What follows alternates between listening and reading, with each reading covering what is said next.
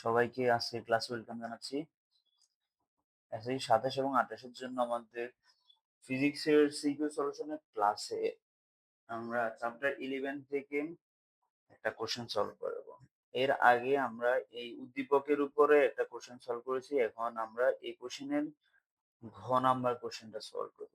তো কোশ্চেনটাতে কি বলছে আমাদেরকে একটু আমরা স্টেপ বাই স্টেপ ভালো করে একটু দেখি।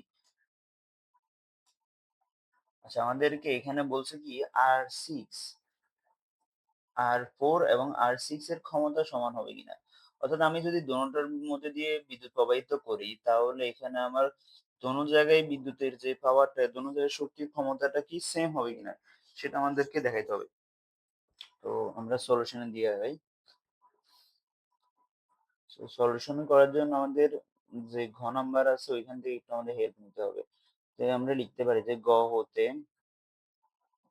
আমরা টোটাল যে তুল্য রোধ যেটা পাইছি সেটা এখানে ব্যবহার করতে হবে আমাদের। তুল্য রোধ আর সমান আমরা পেয়েছিলাম হচ্ছে 16 ওহম। আর এখানে আমাদের বিভব শক্তি অর্থাৎ তড়িৎচালক শক্তি দেওয়া আছে, সেটা হচ্ছে 80। এখানে তড়িৎচালক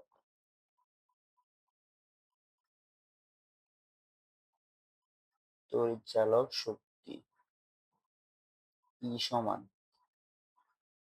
সমান দেওয়া আছে 80 ভোল্ট। ঠিক আছে, তো আমরা তো বর্তনীর মধ্যে কতটুকু বিদ্যুৎ প্রবাহিত হচ্ছে সেটা এখন বের করবো। যে একটা এই যে বর্তনীটা, এটার মধ্যে কতটুকু কারেন্ট সাপ্লাই হচ্ছে সেটা আমরা এখন বের করবো। তাহলে তড়িৎ প্রবাহ, বর্তনীর তড়িৎ প্রবাহ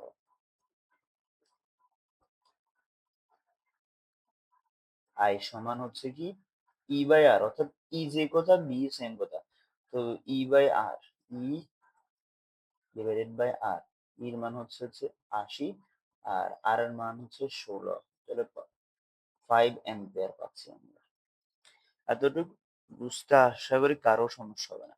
এখন আমরা যে R6 যেটা আছে, এখানে যে R6, এই R6 এর মধ্যে দেখো এখানে যে কারেন্ট সাপ্লাই হচ্ছে এই যে তিনটা, এই যে R5 R6 এবং R4, এই তিনটার মধ্যে যখন আমরা সমান্তরালে আমরা ক্যালকুলেশন করছিলাম, অর্থাৎ এই এতটুকুর মধ্যে দেখো এতটুকু পর্যন্ত কিন্তু কারেন্টটা ঠিক ছিল। এখানে আসে দুইটা পথ সৃষ্টি হয়েছে, এতটুকু একটা দুইটা পথ। এখন এখানে কিন্তু আমরা তুল্য রোধ বের করছিলাম, এই তুল্য রোধটা বের করছি আমরা কত, সেটা হচ্ছে যে 5 ওহম বের করছি। তাহলে এখন আমাদের সেটা ইউজ করতে হবে। আমরা R6 এর দুই প্রান্তে, এই যে R6 টা আছে এটার দুই প্রান্তে বিভব পার্থক্য বের করবো। আমি একটু অন্য কালার দিয়ে দেখাচ্ছি। আমরা এটার দুই প্রান্তে বিভব পার্থক্যটা বের করব। তাহলে এখন লিখুন,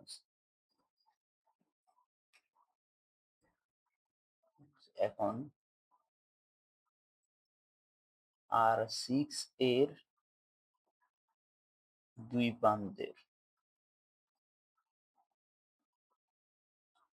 প্রান্তের বিভব পার্থক্য, সমান হচ্ছে এটা বি সমান হচ্ছে যে বি যেহেতু 6, এখানে R6 যেহেতু, তাহলে B6 দাও, I ইন্টু আর পি। এখানে I এর মান হচ্ছে 5 আর আর পির মান হচ্ছে 5। সাইড নোট দিবা যে গ হতে যে আর পি সমান 5 পাইছি, যেটা সেটা গ হতে আমরা পাইছিলাম, এটা সাইড নোট দিয়ে এখানে লিখতে হবে। ঠিক আছে, তাহলে এখানে 5 ইন্টু 5 25 হচ্ছে বিভব পার্থক্য যেহেতু, তাহলে হচ্ছে ভোল্ট। তাহলে এখন R6 এর ক্ষমতা, R6 এর ক্ষমতা যদি বের করো, ক্ষমতা P, P6 সমান সমান কি হবে, B6 স্কয়ার, অর্থাৎ B স্কয়ার বাই হচ্ছে যে R। তো যেহেতু 6 এর জন্য বের করছি এখানে 6 এগুলো দিচ্ছি। ক্ষমতা সূত্র হচ্ছে B স্কয়ার বাই R। ক্ষমতার আরো সূত্র আছে, আমরা আমাদের মান অনুসারে এই সূত্রটা লিখতেছি। তো B6 এর মান হচ্ছে 25 আর R6 এর মান হচ্ছে কত, 20। যেহেতু আমরা R6 এর জন্য বের করছি এই কারণে R6 এর মান বসেছি। তাহলে আমাদের এখানে আমাদের 25 স্কয়ার হবে এখানে। তাহলে ক্যালকুলেশন করলে আমরা পাচ্ছি হচ্ছে 31.25 ওয়াট। এবার আসো R4 এর জন্য। আবার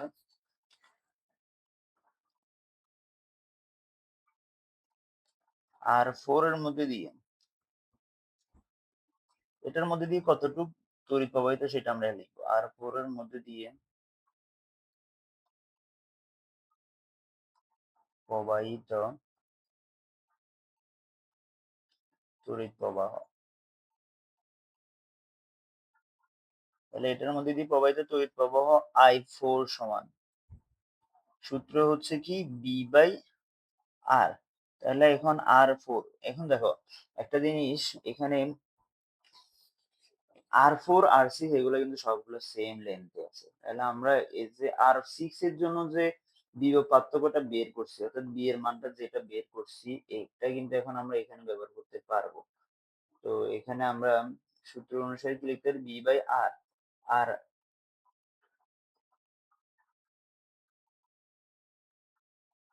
B6 ডিভাইডেড বাই RS1। আচ্ছা, RS1 জিনিসটা কোনটা? RS1 হচ্ছে যে আমরা যখন R3 এবং R4, এখন এখানে বিভব শক্তি ক্ষমতা এখানে হবে, বিদ্যুৎটা দুইভাবে হয়েছে না, তো এখানে R3 তে গিয়ে তারপর হচ্ছে R4 আসছে। তাহলে এই দুটোর ক্ষেত্রে যখন আমরা এখানে RS বের করছিলাম তখন আমরা পেয়েছিলাম কত, 10। তো এটা এখন আমরা এখানে ইউজ করব। তাহলে B6 এটার মান হচ্ছে আমাদের 25, আর আর এর মান হচ্ছে 10। তাহলে আমরা পাচ্ছি হচ্ছে 2.5 অ্যাম্পিয়ার। তাহলে এর ক্ষমতা ক্ষমতা P4 সমান সমান, আমার এখানে আই আছে আর হচ্ছে কি আছে, R4। তাহলে I4 স্কয়ার ইনটু হচ্ছে R4। এটাও ক্ষমতা নির্ণয়ের একটা সূত্র। তাহলে এখানে এটা 2.5 হোল স্কয়ার, আর R4 এর মান হচ্ছে তোমার 6। 6 বসে দাও। তাহলে ক্যালকুলেশন করলে আলটিমেটলি এখানেও আসতেছে আমাদের 37.5 ওয়াট। ঠিক আছে। তাহলে আমরা দেখতে পাচ্ছি যে এখানে আমাদের কোশ্চেন বলছে যে R4 এবং R6 এর এই ক্ষমতা কি সমান হবে কিনা, আমাদেরকে কোশ্চেন এটা বলছে। তাহলে আমরা দেখতে পাচ্ছি যে এখানে ক্ষমতা কি হবে না, সমান হবে না, যেহেতু এখানে P4। তাহলে লিখতে পারো যে P6 নট ইকুয়াল P4। তাহলে কি হবে না, ক্ষমতা সমান হবে না, সমান হবে না। শেষ। এতটুকুই ছিল আমাদের আজকের ক্লাসের আলোচনা। আশা করি তোমরা বুঝতে পারছো, না বুঝতে আমাদেরকে একটু জানাইও, তাহলে অবশ্যই আমরা বোঝানোর চেষ্টা করবো। ধন্যবাদ সবাইকে, আজকের মতো বিদায়।